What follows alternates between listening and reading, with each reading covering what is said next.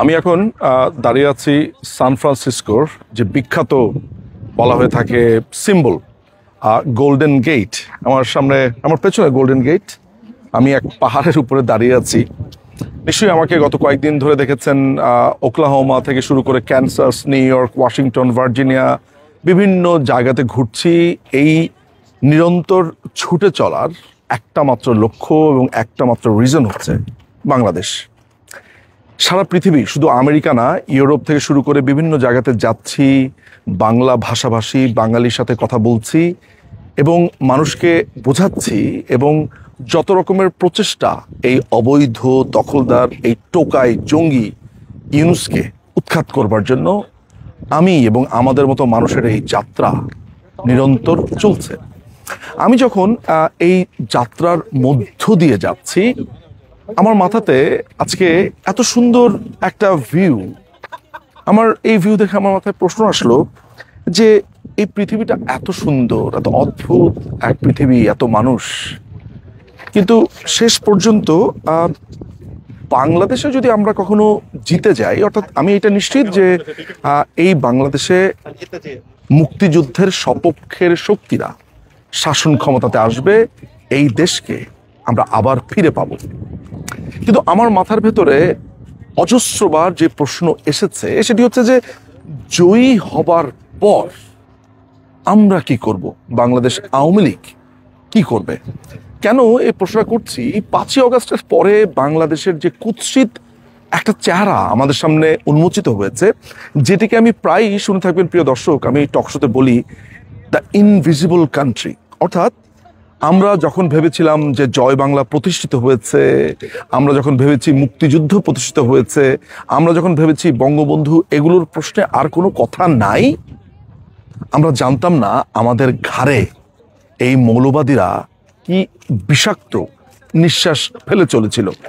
Hizb ut Tahrir বলেন, জামাত ইসলামী বলেন, মৌলবাদী সংগঠন বলেন, তারা আমাদের পেছনে নিঃশ্বাস ফেলছিল এবং আমরা ভুলতেই বসেছিলাম যে একটা অদৃশ্য দেশ আমাদের জন্য অপেক্ষা করছিল, আমাদের ফলের জন্য, যে আমরা যদি না থাকি তাহলে এই দেশটার চেহারা কেমন হবে। এমন একটা কদর্য দেশকে যখন আপনি একবার দেখে ফেলেন, তখন আমাদের জয়ের পর আমরা কতটুকু করতে পারবো, এটি একটি প্রশ্ন। এর কারণ হচ্ছে তরুণদের ভেতরে একটা বড় অংশ যেভাবে বঙ্গবন্ধুকে অপমান করেছে, মুক্তিযুদ্ধকে, মুক্তিযোদ্ধাদেরকে অপমান অপদস্থ করেছে, আপনি কি এদের সবাইকে খুন করে ফেলবেন, মেরে ফেলবেন? আপনি এদেরকে হত্যা করবেন, এদেরকে আপনি এমন কোনো ট্রিট করবেন যেটা আপনার প্রতিশোধ স্পৃহাকে মেটায়? না। বাংলাদেশ আওয়ামী লীগ ৭৭ বছরের পুরনো দল, এদেশের অনেকটা গার্ডিয়ানের মতো।